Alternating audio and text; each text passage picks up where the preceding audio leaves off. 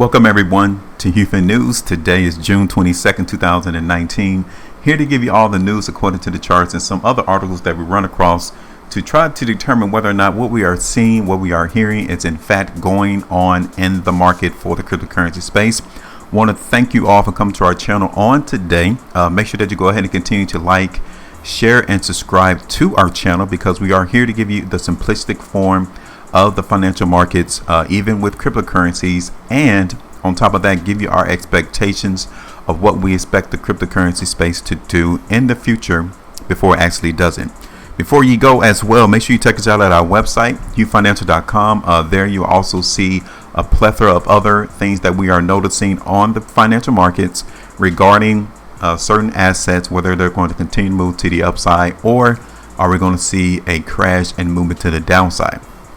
But for today, this video is going to be about Peter Schiff and why he is wrong about Bitcoin. We're going to give you our perception regarding the price chart of the precious metal gold versus the digital asset called Bitcoin. Okay, we're going to give you all a perspective of what both of those assets has been doing since the beginning of 2019 and which one actually has been outperforming the other, and the reason why Peter Schiff is wrong in that aspect. All right, so on the left side of my screen I will put this link in the description of this video if you guys want to continue to go ahead and read it, but it's about 3 weeks old, and it was when Peter Schiff and another individual had a debate about Bitcoin and gold. And you can tell right here on the title of this article that Bitcoin is having a false price rally, says gold bull Peter Schiff. That seems quite odd comparative to what the market has been doing in Bitcoin of late.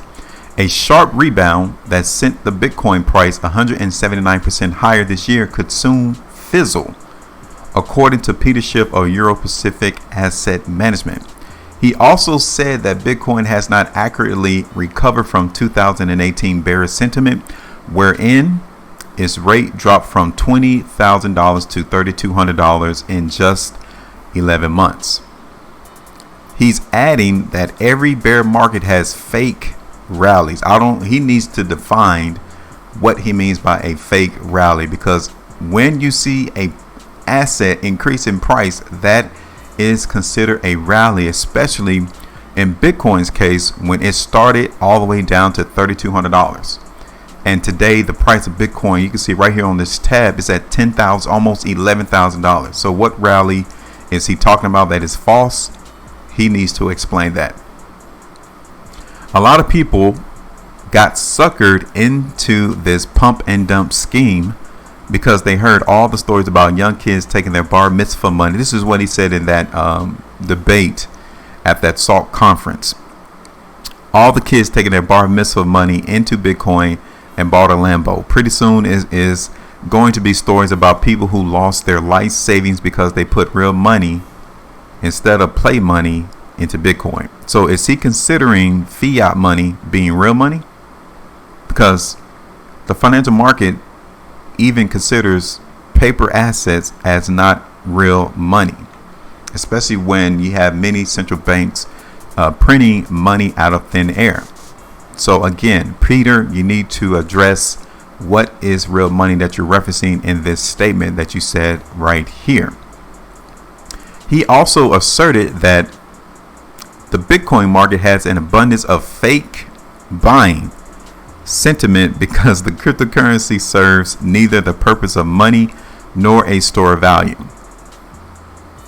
Again, I would like to have his thesis as to how Bitcoin is not a store of value and cannot be utilized as money. As long as you and I would trade services, products for Bitcoin, it is money. And as long as people hold on to Bitcoin and they have the perception and belief that Bitcoin is a store of value, then it is. But he continues to refute the fact that gold has historical significance as money for thousands of years. Well, what about the tulip craze, of which many people expected that to be money at that particular time too? That's historical it has a significant aspect in today's terms too. And today we're not utilizing tulip bulbs as a form of money. Case in point, that is why we today do not utilize gold on a daily basis. We have paper that we exchange for services and products every day across the world. One thing that I wanted to point out is right here that he stated, central banks are buying gold. They are not buying Bitcoin because gold is money. Central banks, they're buying gold because they understand that the paper assets that they are printing out of thin air has no value. So in order to prop up their fictitious paper assets, they got to buy something worth of value. And at this particular moment is gold to them. But to the regular human beings that walk this planet, Bitcoin is a better place to have value because can't no one come and confiscate your Bitcoin. But they can definitely make laws like Ronald Reagan did in 1971 that took the American dollar off the gold standard. And they can also come into your place, your home, your establishment, and come and take your gold. People are not following that same mindset today. They want something that no one can come and confiscate. They want something that can't no law outlaw. And Bitcoin is that outlier. And more people on this planet is seeing that as the case. And the price chart is going to show you the same thing. So this is the individual that Peter Schiff was debating in this conference. His name is Barry Silbert. Now, he argued that the cryptocurrency possesses almost all the same characteristics of gold. One, it's scarce. Two, it's finite, meaning that you can't continue to print it and make more and more of it. Now, then Peter Schiff would throw in that hard fork. And then it's divisible. All the same aspect that gold has historically. Peter Schiff believed that Bitcoin has no value compared to precious metals, stating that people are buying Bitcoin expecting while huge returns on investments. But in the case of gold, people buy fearing the devaluation of national currency. See, he says people here, or it is mentioning people here, but then in the previous portion, he has central banks. People, you might have a small amount of people buying gold, which we're not against. Definitely would like to have a mixed portfolio. This also is a good thing to do, but masses of people are not buying gold because it's not as easy to purchase as it is for Bitcoin. You can buy Bitcoin for $1. You can buy Bitcoin for $5. You can buy Bitcoin for whatever, how much money you're willing to put into it, and you get the same amount of Bitcoin back. But in gold's case, you don't get that option. You buy it in grams, you can buy it in ounces, you can buy it in bars. And if it's going for a certain amount of money, like $1,300, I think it is right now, you will literally have to have that much money in order to obtain that. And then you have to keep it in a secure location, considering that many people still see this as a valuable metal.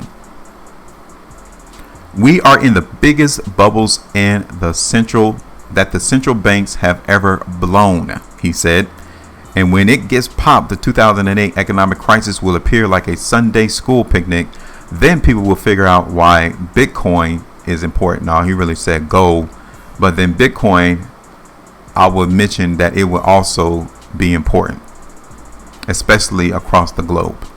Now, the central banks may continue to buy as much gold because the governments of the world needs to see some value in their paper assets.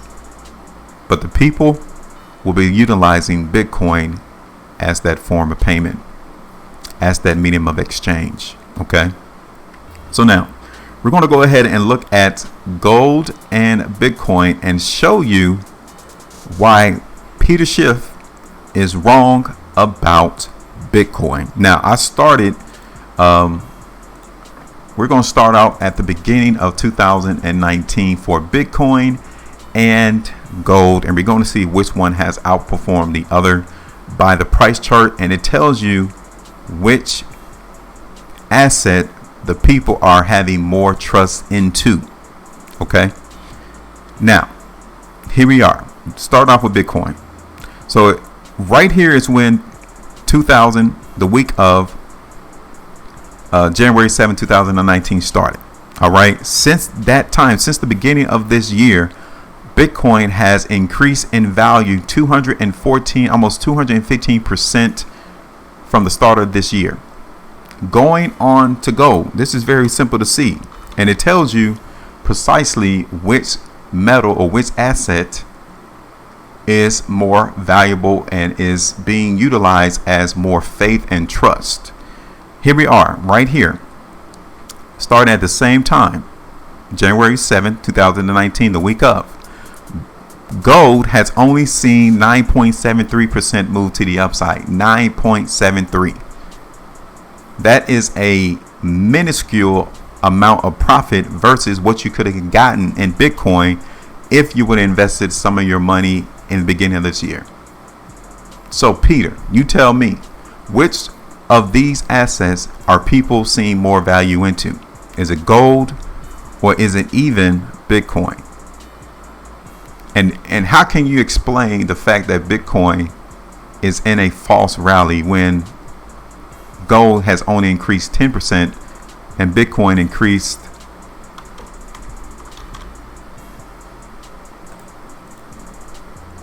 215%?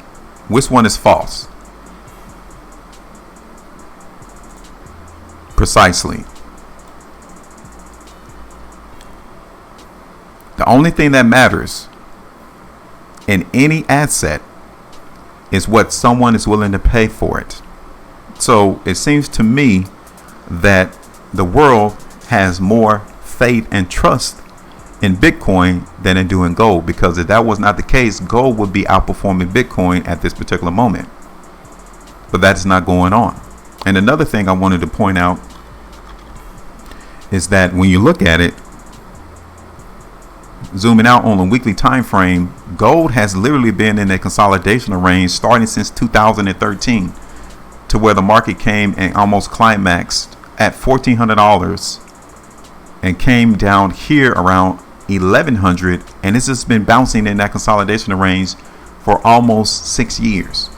6 years. So for the individuals that came and bought gold back in 2013, it took them 6 years just to recover, or at least break even from when they once started in 2013. Now that to me is symbolizing, according to market preference and their belief of gold, that it is a weak metal. Even back in 2011, the market only topped out at $1,900.